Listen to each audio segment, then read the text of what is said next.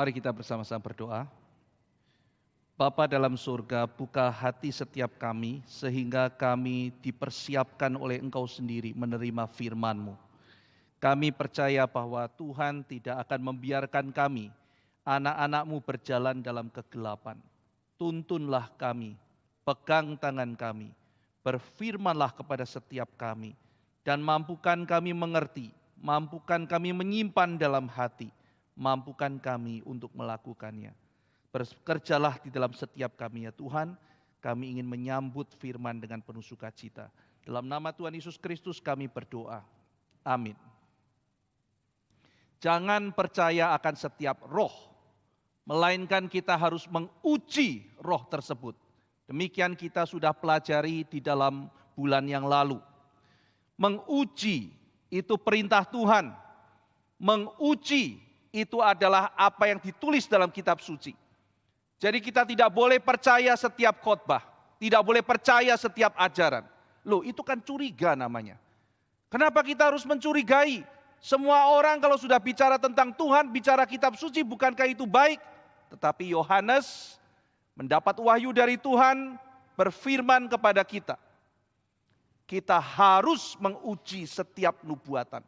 Apakah berasal dari Allah atau bukan? Mengapa kita harus menguji? Karena dikatakan di dalam ayat yang pertama, sebab nabi palsu dan penyesat sudah pergi ke seluruh dunia. Saudara-saudara sekalian, dikatakan bahwa ada nabi-nabi yang asli, tapi ada nabi-nabi yang palsu. Ada orang-orang yang mengarahkan manusia kepada kebenaran, tapi ada penyesat. Maka dikatakan dalam kitab suci, nabi palsu dan penyesat itu jumlahnya bukan sedikit. Mereka banyak dan sudah menyebar ke seluruh dunia. Maka cepat atau lambat saya dan saudara akan berjumpa dengan mereka. Akan berjumpa dengan nabi-nabi palsu. Akan berjumpa dengan penyesat-penyesat. Dan saya serta saudara akan dibujuk, berusaha ditarik untuk mengikuti mereka. Tetapi kita tidak kompromi. Kita akan bertarung. Kita akan menyatakan kebenaran seperti perintah Tuhan. Dan bukan hanya kepada kita, anak-anak kita, keturunan kita, saudara-saudara kita juga akan dirayu oleh mereka. Nabi-nabi palsu, penyesat-penyesat. Saudara-saudara sekalian, di belakang semuanya itu ada roh yang sedang bekerja. Roh antikristus yang berusaha untuk menghalangi kebenaran Tuhan. Roh antikristus dari si setan, si jahat itu. Dia bahkan mencoba untuk menyamar menjadi malaikat terang. Dia menyamar lewat nabi-nabi yang palsu. Dia menyamar lewat pengajar-pengajar yang palsu. Dia bukan saja ada dalam bentuk monster yang menyeramkan atau orang-orang jahat. Tapi sebagai malaikat terang dia menyamar. Dia mungkin bisa muncul sebagai guru yang bijaksana. Dia mungkin muncul sebagai orang-orang yang kelihatan suci dan baik. Bahkan bisa muncul di belakang mimbar-mimbar yang secara palsu memberitakan Kristus yang tidak seharusnya. Saudara sekalian, kalau dalam dunia ini hanya ada Roh Kudus, hanya Roh Kudus saja yang memberi firman, maka saudara sekalian, kita tidak perlu menguji. Kita bisa percaya setiap khotbah, oh itu pasti dari Roh Kudus. Tetapi Alkitab sendiri melalui inspirasi Roh Kudus memberitahu kepada kita, hati-hati, bukan hanya Roh Kudus yang sedang bekerja. Tuhan membiarkan untuk sementara dalam dunia ada roh antikristus yang bekerja dan berusaha menyesatkan kita. Mau berkeliaran, mau membinasakan kita. Maka kita harus bisa membedakan mana yang dari Tuhan, mana yang bukan dari Tuhan. Kita tidak boleh menjadi naif. Kita tidak boleh sembarangan menjadi percaya. Hanya sekedar karena, oh ini ada ditulis di dalam kitab suci. Oh orang itu membuka Alkitab. Oh orang itu mengkhotbahkan Alkitab. Belum tentu saudara-saudara sekalian. Belum tentu. Alkitab mengajarkan bahwa penyesatan dan nabi palsu ada di seluruh dunia. Mari kita lanjutkan pembahasan kita. Kita melihat 1 Yohanes 4 ayat 2 dan 3. Saya mengajak saudara membaca 1 Yohanes pasal yang keempat. Hari ini kita akan membahas sampai ayat yang ke-6. Kita mulai dulu dari ayat 2 dan 3. Demikianlah kita mengenal roh Allah. Setiap roh yang mengaku bahwa Yesus Kristus telah datang sebagai manusia berasal dari Allah. Dan setiap roh yang tidak mengaku Yesus tidak berasal dari Allah. Roh itu adalah roh antikristus. Dan tentang dia telah kamu dengar bahwa ia akan datang dan sekarang ini ia sudah ada di dalam dunia. Dalam jemaat Yohanes muncul banyak sekali macam pengajaran tentang Yesus. Saudara sekalian, ada yang tertarik pada tokoh A, ada yang tertarik pada tokoh B, tetapi Yesus Kristus adalah tokoh yang demikian menarik. Sehingga banyak disampaikan, banyak diajarkan.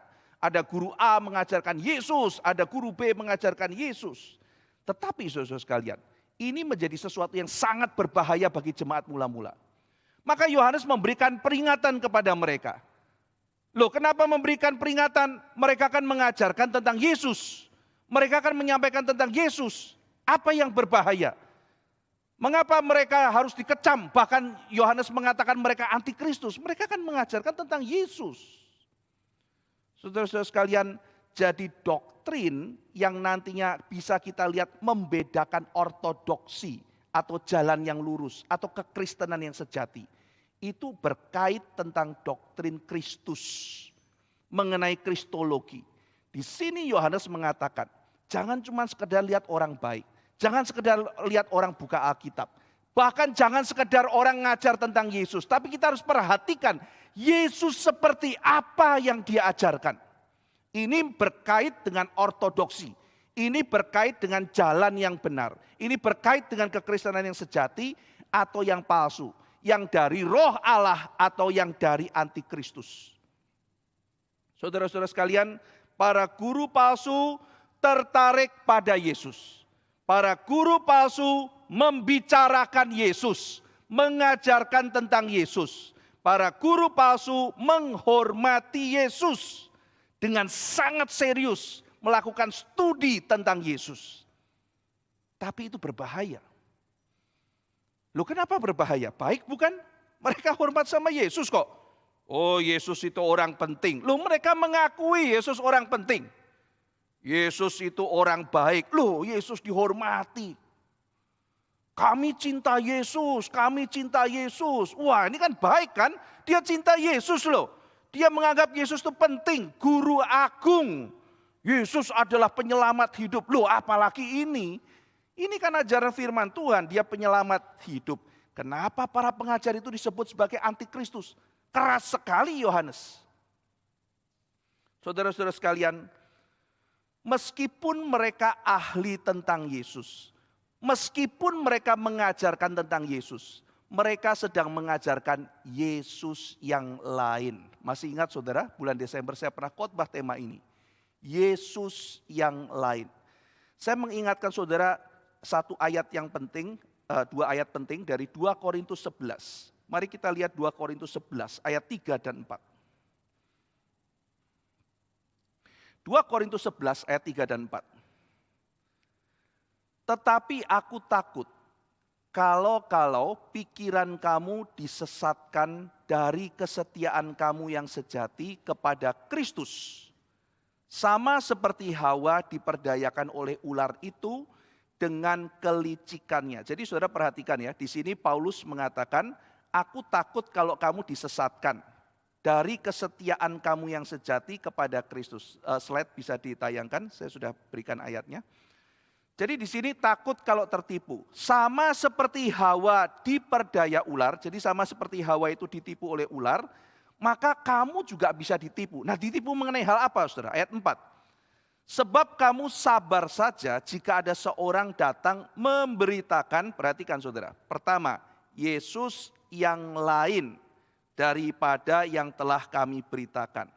Atau memberitakan kepada kamu, yang kedua, roh yang lain daripada yang telah kamu terima, atau yang ketiga, Injil yang lain daripada yang telah kamu terima. Kata daripada yang telah kamu terima itu diulang 3 kali. Kami beritakan telah kamu terima, ya 3 kali diulang. Jadi saudara perhatikan ya, di sini Paulus mengulang 3 kali. Hati-hati. Pertama, ada orang memberitakan Yesus, tapi Yesus yang lain. Ada orang memberitakan roh, tapi roh yang lain. Ada orang memberitakan Injil, Injil yang lain. Kita dengar Injil yuk, kita dengar Injil. Tunggu dulu, jangan gampang percaya. Ada Injil sejati, ada Injil yang palsu, ada Injil yang lain. Yuk kita ikut yuk, itu roh yang benar. Ada roh yang sejati, ada roh yang palsu. Saudara, pada suatu ketika, pada waktu gerakan Toronto Blessing itu masih begitu masif. Pada waktu melanda termasuk di Indonesia. Saudara mungkin ada yang pernah dengar gerakan Toronto Blessing. Yang orang tuh nanti akhirnya bisa holy laughter katanya, ketawa dalam roh. Kemudian menari dalam roh, rebah dalam roh. Dan yang paling aneh, menggonggong dalam roh. Waktu saya tanya menggonggong dalam roh ini ayatnya mana? Oh itu seperti anjing penjaga.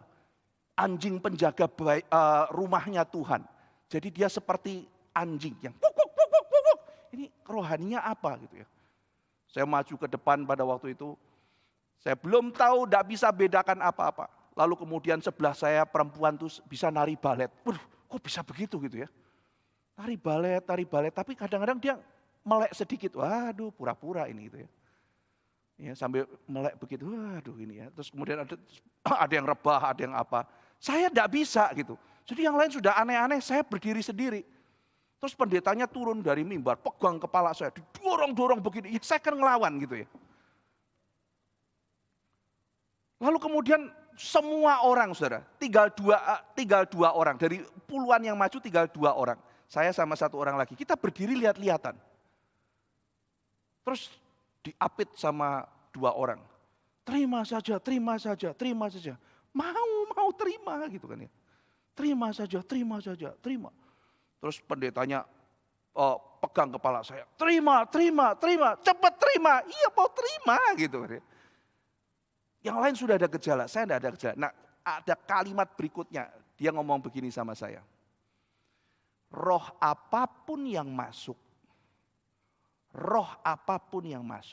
terima. Karena ini gereja, semua roh yang masuk pasti roh dari Tuhan. Kalimat itu begitu muncul, saya ada semacam gerakan, ini tidak benar. Ini tidak benar, karena ini gereja. Karena di dalam gereja, maka semua roh pasti roh Tuhan. Bagaimana mungkin? Alkitab tidak mengajarkan begitu. Saudara sekalian, apalagi kalau kita sudah mempelajari 1 Yohanes pasal yang keempat ini, saudara. Apalagi kita membaca tadi kitab Korintus. Ada roh yang lain. Terima saja, pokoknya semua roh itu adalah roh dari Tuhan. Terima saja, tidak bisa. Lalu saya berdoa dalam hati, jika ini rohmu ya Tuhan, biar aku terima. Tapi jika ini bukan roh dari Tuhan, lindungi saya tidak mau terima. Dan Tuhan memelihara saya pada hari itu. Saudara sekalian, terima saja, terima saja. Ada Yesus yang lain, berarti Yesus yang palsu saudara. Ada roh yang lain, itu roh yang palsu. Ada Injil yang lain, ada Injil yang palsu. Termasuk Injil kemakmuran dan sebagainya.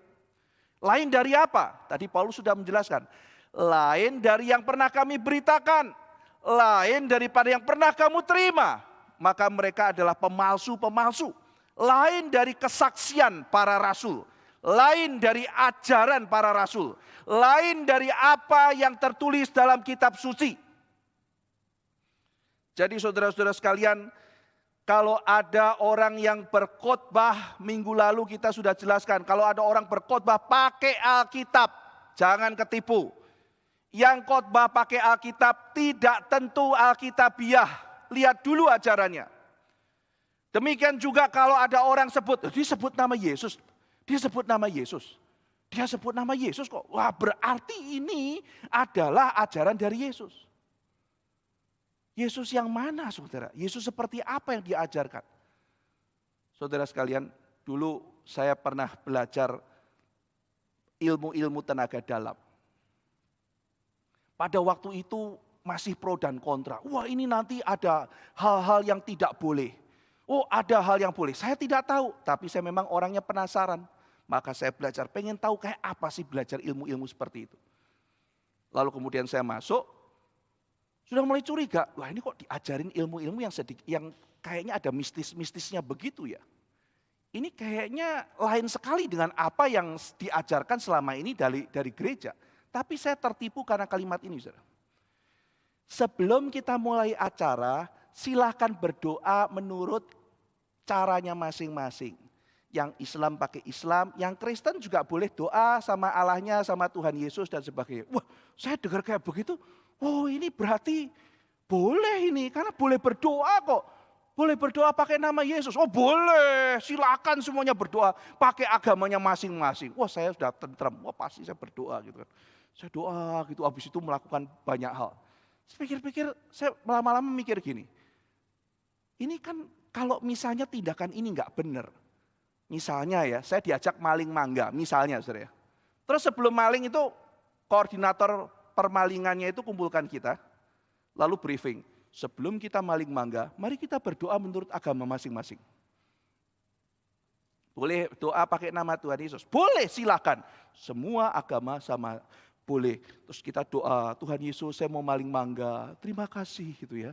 Sudah diberikan kesempatan, beri kesehatan supaya waktu nyolong tidak jatuh dari pohon dan sebagainya. Amin. Terus saya nyolong.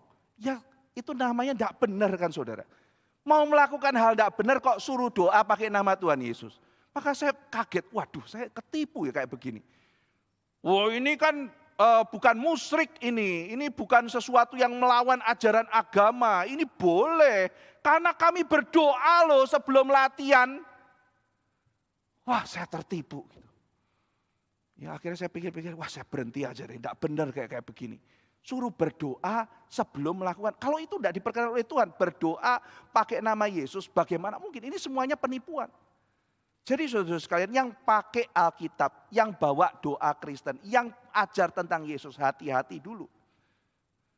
Yesus yang seperti apa yang diajarkan? Saudara sekalian, ternyata Yesus yang sedang dibahas adalah Yesus yang berbeda dari pengajaran para nabi, Yesus yang berbeda dari pengajaran para rasul. Nah, sekarang kita akan bandingkan 1 Yohanes 4 ayat 2 tadi dengan 1 Yohanes 2 ayat 22. Kita tadi lihat ya dalam 1 Yohanes 4 ayat 2, demikian kita mengenal roh Allah, setiap roh yang mengaku bahwa Yesus Kristus telah datang sebagai manusia berasal dari Allah. Dan setiap roh yang tidak mengaku Yesus tidak berasal dari Allah. Jadi di sini kita melihat di ayat 2 ini, mereka menyangkali Yesus telah datang sebagai manusia. Menyangkali kemanusiaan Yesus, menyangkali inkarnasi. Sekarang kita bandingkan dengan 1 Yohanes pasal 2 ayat 22. Kita pernah membahas ini ya. 1 Yohanes pasal 2 ayat 22. Siapakah pendusta itu? Bukankah dia yang menyangkal bahwa Yesus adalah Kristus? Dia itu adalah antikristus. Perhatikan saudara ya. Langsung Yohanes kecam. Antikristus. Jadi ini bukan sesuatu yang terlalu keras loh saudara, ini Alkitab loh. Suatu ketika kalau ada orang ngajar begini lalu saya bilang antikristus, itu ajaran Alkitab. Ini bukan sesuatu yang kita bikin-bikin sendiri. Nah ini langsung dia bilang ini adalah antikristus. Kenapa? Yaitu dia yang menyangkal baik Bapa maupun anak. Bukankah dia menyangkal bahwa Yesus adalah Kristus? Jadi semangat antikristus adalah semangat menyangkal Yesus. Kita gabungkan ya, menyangkal keilahian Yesus, menyangkal kemanusiaan Yesus. Ini spirit antikristus. Saudara-saudara sekalian, maka antikristus bekerja dalam dunia membuat kita tidak mengenal Yesus yang sejati, Yesus yang sebenarnya. Mereka menyangkali keilahian Kristus, menyangkali ketuhanan Kristus. Kristus adalah Mesias, artinya Yesus itu Mesias atau Kristus. Siapakah Kristus atau Mesias dalam pengajaran para rasul itu? Yaitu dia yang menggenapi janji Tuhan dalam perjanjian lama, bukan? Mesias akan datang membawa pendamaian bagi mereka yang berdosa. Dalam Injil Yohanes khususnya, Yesus adalah sang domba Paskah. Ia mati di atas kayu salib menebus dosa manusia. Saudara-saudara sekalian, dan di dalam teologi Yohanes, Kristus ini adalah ilahi. Dia adalah Allah. Maka menyangkali Yesus sebagai Kristus adalah menyangkali keilahian Kristus. Penyangkalan akan keilahian Kristus. Sepanjang sejarah, dari sejarah gereja, dari zaman Yohanes, sampai nanti muncul abad keempat, masuk kemudian sampai ke abad ketujuh. Sepanjang sejarah muncul berbagai bidat. Saudara bisa ambil mata pelajaran gereja dan bidat. Di dalam mata kuliah itu kalau ada di street, saudara ambil, di situ saudara akan belajar banyak sekali bidat. Ada bidat-bidat yang menyatakan bahwa Yesus itu adalah manusia saja, bukan Tuhan. Macam-macam nanti ya, ada modelnya, dia manusia yang dideifikasi jadi Tuhan, manusia yang diadopsi jadi Tuhan tapi dia bukan Tuhan. Ada bidat yang mengajarkan bahwa Yesus itu ilahi tapi bukan manusia. Dan ada yang mengajarkan Yesus itu adalah Allah dan manusia, tetapi mereka itu terpisah. Dan Allahnya bisa terpisah dari kemanusiaannya. Itu ada bidat macam-macam berpusat kepada salah pengertian akan kristologi. Saudara-saudara sekalian, salah satu contoh yang mengajarkan di dalam dunia modern ini dikatakan, iya Yesus itu orang baik. Dia itu cuma guru yang agung. Jadi dengar pengajarannya, spesial, tapi jangan anggap dia menjadi Tuhan. Dia bukan Tuhan, dia baik. Berarti ini mengakui kehebatan Yesus, tapi tidak mengakui keilahiannya dia. Oh, kalau baca tentang Tuhan Yesus itu, ya kita harus membedakan antara Yesus sejarah dan Kristus iman. Yesus yang sejarah itu manusia. Kristus iman itu ada di dalam hatinya orang Kristen yang percaya saja. Itu artinya dia tidak benar-benar Tuhan. Dia cuma dianggap Tuhan bagi mereka yang percaya. Saudara bisa bedakan itu ya. Yesus benar-benar Tuhan sehingga kita percaya. Atau Yesus itu manusia biasa yang kita jadikan Tuhan dalam imajinasi kita. Ini dua hal yang berbeda. Dalam dunia modern diajarkan begitu. Yuk kita bedakan Yesus sejarah dan Kristus iman. Ini pengajaran bidat, saudara. Ini berarti menolak keilahian Kristus. Ya, Yesus itu manusia yang spiritnya adalah spirit ilahi. Ada yang mengatakan begitu? Tidak jelas itu. Jadi Yesus Tuhan bukan? Wah, Yesus bukan Tuhan. Yesus itu punya spirit ilahi. Yesus mengajak kita bersatu dengan Sang Tuhan. Karena spiritnya ilahi. Ini semuanya tidak mengakui bahwa Yesus Kristus adalah Tuhan. Ini bidat, saudara. Di dalam abad-abad mula-mula, salah satu pengajar bidat bernama Arius. Arius ini nantinya, saudara sekalian, pengajarannya diteruskan di zaman sekarang, misalnya oleh para saksi Yehova. Ini meneruskan pengajaran dari Arius. Arius misalnya percaya bahwa Allah Bapa saja yang adalah Allah. Jadi yang namanya Allah itu hanya Allah Bapa. Ini yang dipercaya Arius. Maka melalui anak, Allah mencipta alam semesta. Jadi yang namanya anak itu hanya dipakai oleh Allah Bapa untuk mencipta alam semesta. Jadi kalau dia mengajarkan, saudara, Yesus itu adalah firman pencipta. Oh, ini ngajarin benar ini. Yesus pencipta. Tapi tunggu dulu, belum selesai. Oh, Yesus pencipta. Pencipta. Yesus penyelamat, tapi dia bukan Allah. Hanya Allah Bapa yang Allah. Yesus itu Allah yang lebih kecil, tidak sederajat dengan Allah Bapa. Jadi dia semacam demigod, Allah kecil. Jadi anak itu adalah ciptaan menurut Arius. Dia Allah kecil, Allah besar, Allah kecil. Dia tidak sederajat dengan Allah. Ini bidat, saudara. Jadi kalau saudara ketemu orang, oh Yesus itu pencipta, oh Yesus penyelamat, tunggu dulu saudara. Cek lebih lanjut bagaimana pengajaran dia. Arius dinyatakan sebagai bidat tahun 325 dalam konsili Nisea. Saudara-saudara sekalian, dalam konsili ini pengajaran Arius dikutuk. Saudara bisa searching nanti mengenai konsili Nicea dan melihat bagaimana kami mengutuk apa-apa dan sebagainya. Serius sekali, saudara, sampai muncul kami mengutuk. Loh, kenapa sih gereja kok kayak begini? Karena Yohanes sudah mengajarkan, barang siapa yang di dalam gereja menyebarkan ajaran serius mengenai Kristus, tidak seperti yang saya ajarkan, itu spirit antikristus. Saudara, kalau kita tidak memahami bagian ini, kita melihat gereja mula-mula kurang kasih. Aduh, konsili kok mengkutuk, jangan pakai kalimat-kalimat kutuk-kutukan, tapi ini ajaran kitab suci. Kami tidak bisa biarkan ajaran itu merusak iman. Wah, saudara sekalian, ajaran itu merajalela, lalu kemudian banyak orang Kristen yang disesatkan. Maka ada orang-orang nanti seperti Athanasius dan sebagainya yang gagah berani, bahkan dia rela 17 tahun hidup di dalam pengasingan, saudara. Karena dianggap terlalu keras, tidak kompromi, saudara. Karena setelah Nikea keluar, mengkutuk Arius dan kemudian mengajarkan mengenai kesetaraan Kristus dengan Bapa dalam Tritunggal. Di situ masih ada bagian-bagian yang toleran sehingga ajaran Arius masih boleh diajarkan. Nah, disitulah Athanasius, saudara, bertarung mati-matian melawan pengajaran sesat. Jadi saudara-saudara sekalian, kita melihat ada ajaran-ajaran yang menyangkali bahwa Yesus itu adalah ilahi. Tetapi ada juga sebaliknya yang menyangkali bahwa Yesus itu memiliki natur manusia. Sebaliknya, saudara. Jadi mereka mengakui Yesus itu memiliki natur Allah, percaya Yesus adalah Allah, sehakikat dengan Allah. Udah benar ya sampai di sini ya.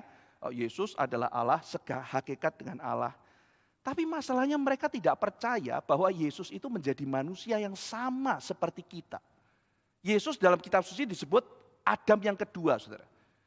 Dia adalah Allah yang menjelma jadi manusia sehingga dia bisa menjadi representatif kita untuk menggantikan kita menerima murka keadilan Allah. Itu kita sudah bahas dalam 1 Yohanes pasal 2 ya, mengenai Kristus sebagai pendamai. Itu kita sudah bahas dan dia menjadi manusia, saudara. Tetapi pada waktu itu diajarkan Yesus tubuhnya tidak sama dengan kita. Nah, implikasinya dia tidak bisa menjadi substitusi bagi kita, tidak bisa jadi pengganti buat kita. Yesus itu ya Allah, tapi dia tidak mungkin jadi manusia. Kalau orang Yunani pikir gitu ya, tubuh itu kan kotor. Masa Allah yang adalah roh jadi tubuh? Tidak mungkin. Berarti tubuhnya Yesus apa? Ada yang mengatakan tubuhnya Yesus itu hanya penampakan saja. Jadi Yesus itu ilahi, ketika muncul dalam dunia, tubuh Yesus itu tubuh penampakan. Jadi kalau dipegang itu enggak ada, itu hanya penampakan saja. Ada ajaran sesat seperti itu, saudara. Ini menyangkali doktrin inkarnasi. Dan juga menyangkali dui natur Kristus. Kristus datang ke dalam dunia, itu punya dua natur. Yaitu natur ilahi dan natur manusia, tetapi satu pribadi. Penyangkalan itu, saudara. Saudara sekalian, maka menghadapi hal-hal semacam itu, saudara. Mereka mencoba untuk mendefinkan kemanusiaan Kristus. Ada yang mengajarkan, Yesus itu pasti manusia spesial, tidak bisa lapar, tidak bisa haus gitu ya. Manusia spesial, dia pasti beda dengan kita. Dia itu pasti manusia yang super. Ya, manusia yang super. Nah, hal ini adalah variasi-variasi pengingkaran pada kemanusiaan Yesus. Bahwa Yesus itu spesial, dia manusia yang berbeda dengan kita. Ya kan, dia itu adalah, ada yang mengatakan ketika Yesus, waktu itu saya tertarik sekali, tapi saya akhirnya menyadari, waduh ini tidak benar. Waktu Yesus meneduhkan ini ya, waktu ada badai, diam kau. Itu dikatakan itu adalah puncak kemanusiaan Kristus yang spesial. Saudara sekalian, kemanusiaan Kristus itu adalah kemanusiaan yang sama dengan kita. Menyangkali bahwa Yesus yang ilahi itu juga memiliki natur manusia yang sama dengan kita. Itu fatal, saudara. Itu juga bidat. Kita melihat misalnya ada bidat yang mengatakan Yesus itu pada waktu inkarnasi, dia itu sebetulnya membuat jiwa manusianya itu dari jiwa ilahi. Nah, ini juga problem. Jadi natur ilahinya datang terus membentuk intelek ilahi yang sifatnya manusiawi. Intelek ilahi yang sifatnya adalah kehendak manusia yang adalah dari ilahi. Ini campur-campur tidak karu-karuan. Nah, saudara-saudara sekalian, maka mesti kita bedakan ya, apa yang membedakan antara kemanusiaan kita dengan kemanusiaan Kristus. Kemanusiaan Kristus sama dengan kita, tetapi memang hanya berbeda dalam dua hal. Yang pertama, waktu dalam kandungan, bukan dari laki-laki dan perempuan, tetapi Maria mengandung dari Roh Kudus. Itu jelas dalam kitab suci. Secara ajaib Tuhan menyediakan, bukan proses biologis pada umumnya. Ini yang membedakan. Yang kedua, saudara, Yesus tidak berdosa. Ini ajaran kitab suci. Dia tidak mewarisi dosa Adam. Itu dua hal yang membedakan kemanusiaan Kristus dengan kemanusiaan kita. Ya. Saudara sekalian, maka sebagai manusia Yesus memiliki tubuh manusia, memiliki emosi manusia, memiliki pikiran manusia. Dan ini perlu ditekankan. Karena kalau Yesus tidak mempunyai manusia, tidak menjadi manusia yang bertubuh, tidak menjadi manusia yang berintelek, beremosi seperti kita, ia tidak bisa menjadi representasi kita. Tidak bisa menjadi representasi kita. Nah, jadi saudara-saudara sekalian, ada yang menekankan, jadi tadi ada yang menekankan keilahian, ada yang tapi menyangkali kemanusiaan. Ada yang menekankan kemanusiaan, menyangkali keilahian. Ada yang menekankan, saudara-saudara sekalian, ada yang memisahkan antara keilahian dan kemanusiaannya. Serintus misalnya, Serintus mengajarkan bahwa Yesus dari Nazaret itu didiami oleh Kristus.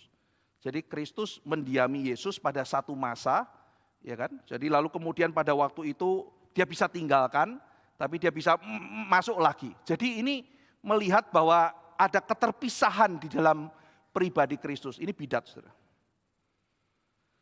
Nah, jadi ada begitu banyak bidat, saudara. Nanti Nestorius, ada Apollinaris, ada macam-macam ya. Ada Markion, saudara. Kalau pelajari bidat pada waktu itu ya, itu ada banyak sekali. Itu harus di kelas ya untuk bisa mempelajari pikiran-pikiran mereka dengan teliti.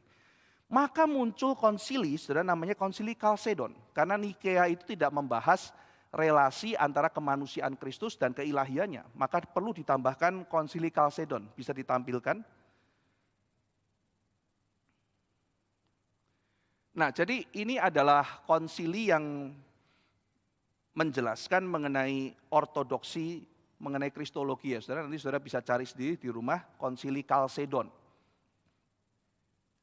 We then following the Holy Fathers, all with one consent teach men to confess one and the same Son, our Lord Jesus Christ, the same perfect in Godhead and also perfect in manhood, truly God and truly man, of a rational soul and body, coessential with the Father according to the Godhead, and consubstantial with us according to the manhood. Perhatikan ini saudara ya.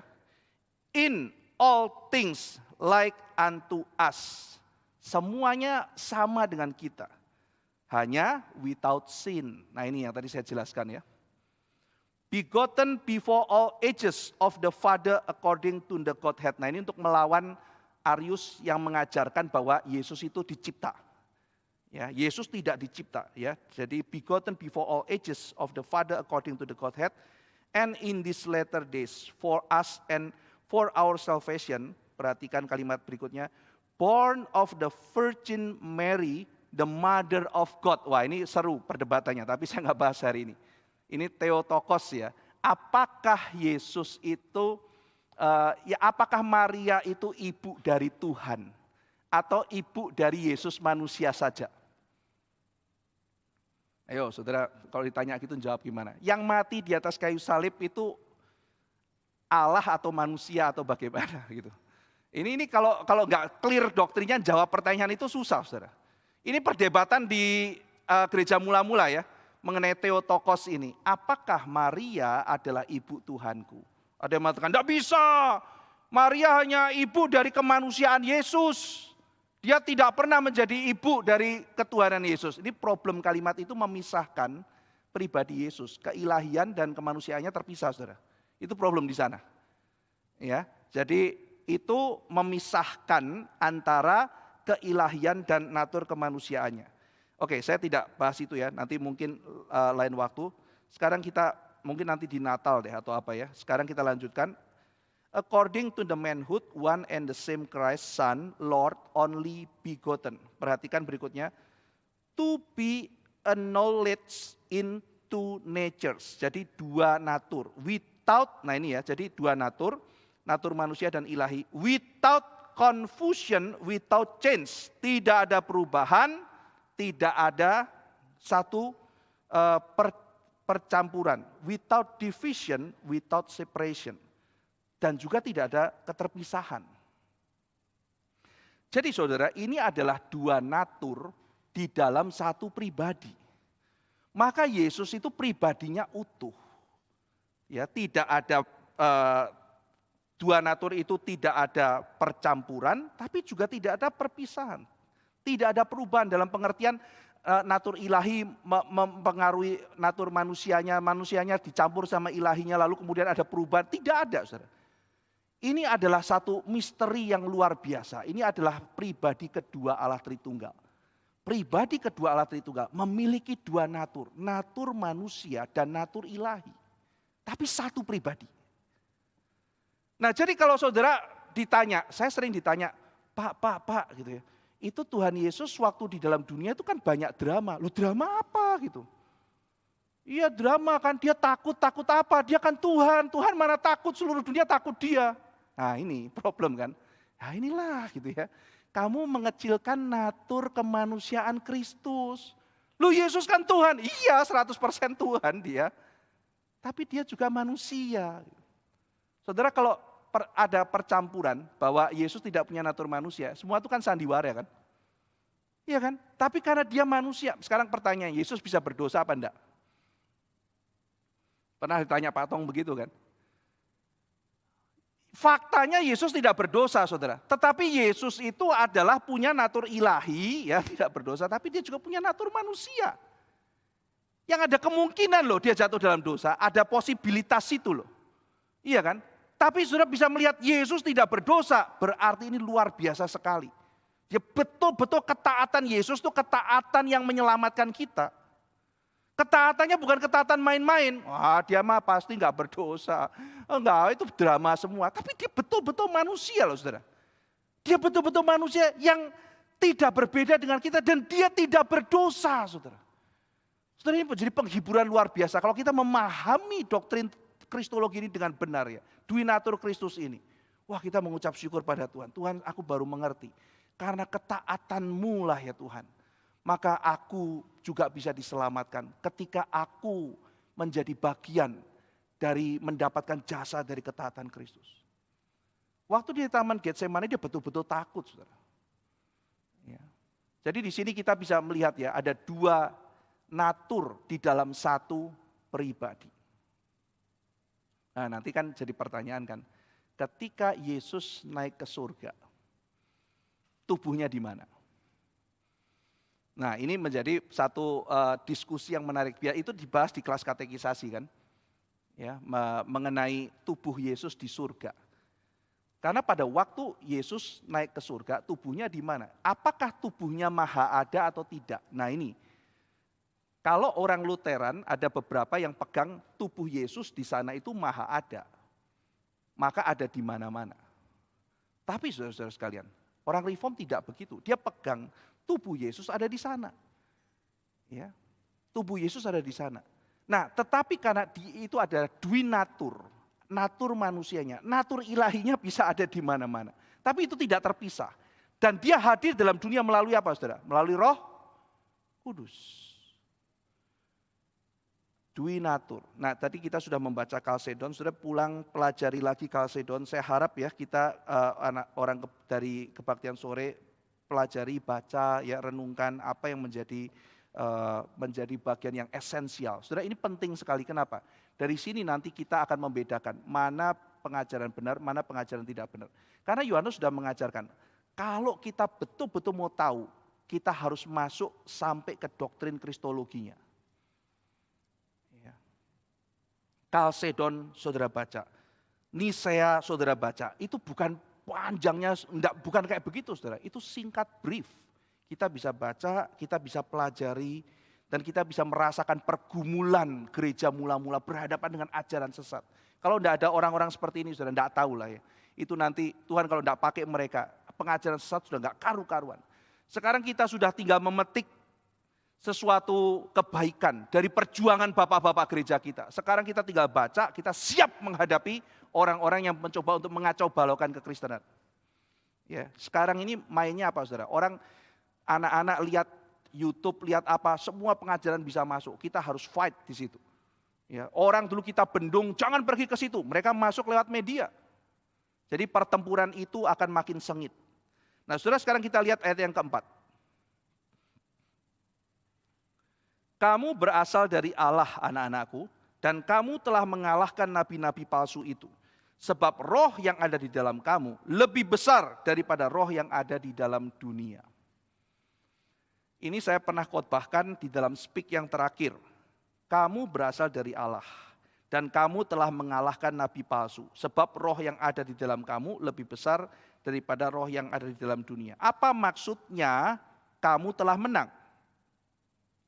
Apa maksudnya kita telah mengalahkan nabi palsu? Apa maksudnya bahwa kita sudah berhasil menaklukkan mereka? Nabi palsu masih banyak kok. Pengajaran masih banyak. Apa maksudnya kita telah mengalahkan? Maksudnya saudara, kita digoda seperti apapun, sampai hari ini masih bisa percaya. Yohanes mengatakan masih ada orang-orang yang percaya, yang diam di dalam Allah. Mereka itu bisa membedakan mana roh Allah, mana roh antikristus. Kenapa saudara-saudara sekalian? Di sini Yohanes mengatakan karena Roh Kudus ada di dalam mereka. Sehingga kalau kita masih bisa dipelihara sampai hari ini, Yohanes mengatakan karena Roh Kudus ada di dalam kita, saudara, maka kita bisa membedakan, kita masih percaya. Maka spiritual discernment atau bagaimana kita membedakan itu bukan cuma intelektual. Ya, pasti kita harus belajar, kita harus punya intelektual. Tetapi ini adalah perkara rohani dan bagian dari anugerah. Maka saya setuju disebut spiritual discernment. Satu pembedaan yang bersifat rohani. Bukan sekedar intelektual, tapi spiritual. Ada orang-orang yang luar biasa pintar, tapi membedakan hal rohani sederhana aja itu nggak ngerti. Saudara, suatu ketika saya sedang menginjili orang, orang itu mentertawakan. Haha, Allah kok jadi manusia? Allah ya Allah, manusia. Kalaupun Allah ngapain dia jadi manusia? Apalagi jadi daging. Dia tidak bisa terima, saudara. Saya coba jelaskan. Ini orang kuliah, saudara. Orang yang sebentar lagi jadi sarjana, mahasiswa, pinter, intelek. Allah jadi manusia, dia mentertawakan hal itu. Pinter loh dia. Tapi saya suatu ketika, saudara, lagi duduk, ada bapak-bapak, tukang itu loh. Orang Jawa bilang tukang ngarit, ambil rumput, kasih makan hewan. Ya, datang, ya. Suka nginjang Pak, gitu ya. Selamat pagi Pak. Ya Mas, gitu. Terus udah habis ngobrol-ngobrol saya nanya, Pak, percaya enggak? Gusti itu bisa jadi menungso, jadi manusia. Gitu. Pripun Pak? Gitu. Ya, Bapak percaya enggak? Gusti bisa jadi manusia. Oh ya percaya gitu. Ini tukang arit loh, saudara, enggak sekolah mungkin. Ya, saya tanya, kenapa percaya? Namanya juga Gusti Tuhan, mau jadi manusia, mau jadi pohon, mau jadi apapun ya bisa, suka-suka dia kan. Nah ini mau nginjilin orang kayak begini, ini kok lebih pintar dari mahasiswa yang berapa minggu lalu saya ketemu gitu kan ya. Namanya juga Tuhan, mau jadi pohon, mau jadi apa, suka-suka dia, namanya dia Tuhan. Ada apa Mas? Saya injili itu. Iya, saya percaya Tuhan itu jadi manusia. Menurut Bapak gimana? Oh ya mungkin aja gitu. Mau saya cerita? Ya mau, saya ceritain. Oh dia ngangguk-ngangguk gitu. Baik ya Mas Gusti ya, baik gitu. Dia bilang begitu. Dia orang Kejawen. Dia terima semua yang baik-baik. Ya, nah dia bisa terima semua, tapi dia akan sulit percaya Yesus Kristus satu-satunya, yang lain tolak itu dia tidak terima. Tapi semua yang baik dia terima. Ya, nah tapi saudara bayangkan ya, ini orang tidak sekolah loh, cuman tukang cari rumput. Kadang-kadang mereka lebih berhikmat dari banyak orang yang kelihatannya pintar. Halah jadi manusia, materi itu, wah pakai teori macam-macam. Saya ngobrol sama satu orang, kok Yesus berjalan di atas permukaan air? Bapak tahu nggak tegangan permukaan air juga begini, manusia begininya. Aduh gitu ya. Injilin orang yang seperti ini gitu ya. Saya bilang, saya nggak mau debat lah gitu. Saya nggak mau debat, saya sudah beritakan Injil kepada kamu. Jadi saudara-saudara sekalian, ada orang yang kelihatan sederhana, tapi kadang-kadang memiliki bijaksana yang mendalam dalam hal iman dan kerohanian. Nah saudara, yang menarik adalah orang-orang sederhana di zaman Yohanes itu digempur nabi palsu, tapi tetap percaya Yesus Kristus Tuhan Juru Selamat. Yesus Kristus itu adalah Allah, Tuhan Yesus adalah manusia. Dia tetap tidak bisa digeser oleh pengajaran sesat. Banyak yang keluar dari gereja pada waktu itu, saudara. Tadi pagi Pak Tong bilang, ada orang-orang yang binasa yang in the cost di gereja. Ada orang-orang Kristen yang baik masih in the cost di tempat lain. Pak Tong mengatakan kalimat itu. Istilah yang menarik, saudara. Dan Yohanes menjelaskan hal itu. Mereka keluar karena mereka memang binasa. Tetapi kenapa kamu menang? Kenapa kamu mengalahkan? Kenapa kamu tetap percaya? Karena ada Roh Kudus dalam kamu. Kenapa masih percaya inkarnasi, kelahiran anak darah, percaya otoritas Alkitab, percaya kematian dan kebangkitan Kristus? Mengapa tetap tidak bisa disesatkan? Yohanes mengatakan karena Roh Kudus ada di dalam orang percaya. Maka saudara-saudara sekalian, yuk kita bukan hanya sekedar belajar, banyak berdoa. Ajar keturunan kita, ajar murid kita, ajar anak kita. Tapi jangan lupa doakan. Kenapa? Karena Yohanes mengajarkan yang tetap membuat mereka stay adalah pekerjaan Roh Kudus. Saya mengajak saudara hari Senin besok, datang yuk persekutuan doa, rally doa STEMI. Akan ada perang besar loh saudara, BCN dan NRITC. Buat kita ya itu kan cuma acara setiap tahun. Tidak saudara. Kalau kita masih diizinkan Tuhan menerima ribuan orang untuk mendengar Injil setiap tahun, itu medan peperangan rohani. Ada orang-orang yang akan diselamatkan, ada orang-orang yang tersaring di situ, saudara, yang menerima atau menolak. Ini peperangan besar, saudara. Mari kita berdoa. Yuk, jangan biarkan Pak Tong perang sendirian, yuk. Yuk kita sama-sama datang paling enggak berdoa, saudara. Berdoa untuk pemuda-pemuda, berdoa untuk remaja-remaja, berdoa untuk anak-anak, supaya mereka lihat Tuhan. Supaya mereka berbalik kepada Tuhan, saudara. Ayat yang kelima. Sebaliknya, mereka berasal dari dunia. Sebab itu mereka berbicara tentang hal-hal duniawi dan dunia mendengarkan mereka. Jadi kalau ada orang-orang yang menang karena Roh Kudus melindungi mereka, ada guru-guru palsu yang terikat dalam dunia. Guru-guru palsu itu karena dari dunia menghasrati apa yang dihasrati oleh dunia. Mereka berbicara tentang hal-hal duniawi. Kalau zaman ini misalnya bagaimana kaya, sukses, hal-hal yang disenangi, hal-hal yang tren, mengenai berbagai kemuliaan dunia, dipenuhi dengan harapan-harapan dan mimpi-mimpi yang ada dalam dunia. Dan dunia dikatakan mendengarkan mereka, dunia mendengarkan mereka, mereka bukan gak ada pengikut. Dunia mengikuti mereka, saudara. Orang-orang duniawi mengikuti mereka. Mereka tidak ditinggalkan. Orang-orang yang sepertinya Kristen, yang sebetulnya orang dunia, ikut mereka, saudara. Loh kok banyak yang ikut? Ya iya, karena mereka orang-orang dunia yang mendengar gembala mereka. Tetapi saudara-saudara sekalian, bukankah kita pernah membaca dalam Injil Yohanes, suatu hari domba yang sejati akan mendengar suara gembalanya. Suatu hari mereka akan mendengarkan suara gembalanya. Tuhan Yesus mengatakan, dombaku mengenali suaraku. Mau disesatkan seperti apa, suatu hari mereka akan pulang ketika tiba waktunya. Mereka tidak akan tahan, mereka makin akan mencari. Saudara sekalian, ada orang-orang yang masih setia kepada kitab suci. Tetapi ada orang-orang yang nggak tahan, saudara. Orang-orang yang adalah pengikut dunia, mendengarkan firman Tuhan, siksaan buat mereka. Firman yang sejati itu siksaan. Datang ke gereja siksaan buat mereka. Makin mereka nggak tahan, makin mereka nggak mengerti, makin diajarin yang baik, makin berontak. Kenapa? Mereka nggak tahan, mereka bukan orang tidak mendengarkan suara gembala mereka. Tapi begitu suara dunia memanggil, nah ini dia. Mereka meninggalkan kebenaran.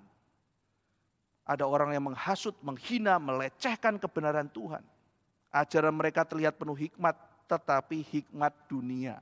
Dan Yohanes mengatakan, dunia mendengarkan mereka. Jangan heran saudara, jangan heran mengikut jalan yang sepi dan kecil. Mari kita lihat ayat yang ke-6. Kami berasal dari Allah, barang siapa mengenal Allah, ia mendengarkan kami. Kesimpulan Yohanes. Barang siapa mengenal Allah, ia mendengarkan kami. Barang siapa tidak berasal dari Allah, ia tidak mendengarkan kami. Itulah tandanya roh kebenaran dan roh yang menyesatkan. Mereka yang dari Allah mendengar suara Yohanes. Berarti saudara, mereka adalah orang-orang yang tidak meragukan firman Allah.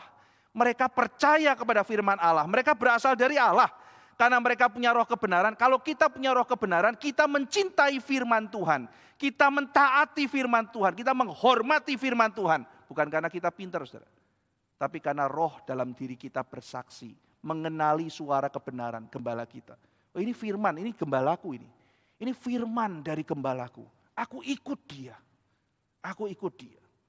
Sementara ada orang yang tidak tahan, saudara. Gak bisa, saya tidak bisa terima ini. Tapi ada orang-orang yang mengikut. Yohanes mengatakan inilah tandanya roh kebenaran. Karena engkau mengenal suara gembalamu. Karena engkau mengenal suara kami.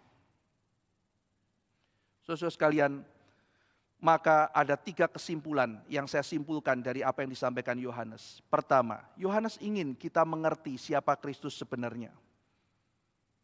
Siapakah Yesus itu? Siapakah Kristus? Sehingga kita bisa membedakan Kristus yang asli atau yang palsu. Maka ini PR buat kita bersama. Yuk kita buka lagi yuk rumusan-rumusan yang dulu pernah diperdebatkan Bapak Gereja. Seru saudara sebetulnya. Menarik dan membangun iman kita. Pelajarilah sejarah gereja. Kenali dalam sepanjang sejarah penyesatannya seperti apa. Sudah lihat YouTube udah gak kaget. Ini bidat ini bidat ini. Ada teori ini, ini bidat ini. Sudah ada semua saudara dalam sejarah. Sudah ada sejarah, sudah ada semua modelnya. Jadi kita gak kaget lagi. Ini bidat ini, kita udah tahu saudara. Ya. Yang kedua saudara. Yohanes mengajarkan bahwa spiritual discernment itu bukan sekedar masalah intelektual, tapi masalah rohani. Ini poin yang kedua. Dan yang ketiga, salah satu ujian bagi pengajar Alkitab adalah apakah mereka percaya pada Alkitab. Mereka percaya pada pengajaran para rasul. Kalau orang tidak percaya otoritas Alkitab, tidak menghargai perkataan para nabi dan para rasul, itu bukan dari Allah. 3 poin ini menjadi kesimpulan dari ayat 1 sampai ayat yang ke-6 yang kita sudah pelajari dalam 2 kali hari Minggu. Mari kita berdoa. Bapa di surga, terima kasih untuk peringatan melalui Yohanes. Roh antikristus berkeliling di seluruh dunia. Mengajarkan Yesus yang kami kira adalah Yesus yang sama. Tetapi sebetulnya Yesus yang lain. Tolong kami mengerti Yesus yang asli, Yesus yang sejati, Yesus yang diajarkan oleh para nabi dan para rasul. Sehingga kami bisa membedakan mana yang dari Tuhan, mana yang dari roh antikristus. Tuhan telah memberikan kepada kami sejarah yang panjang. Orang-orang yang Tuhan panggil untuk berdebat, untuk mempertahankan kebenaran. Tolong beri kami semangat untuk kembali membuka lembaran-lembaran sejarah itu. Mempelajari konsili-konsili yang penting. Mempelajari bidat-bidat yang muncul dan bagaimana anak-anak Tuhan menghadapinya dengan berani. Terima kasih ya Tuhan untuk pengajaran pada hari ini. Dalam nama Tuhan Yesus Kristus kami berdoa. Amin.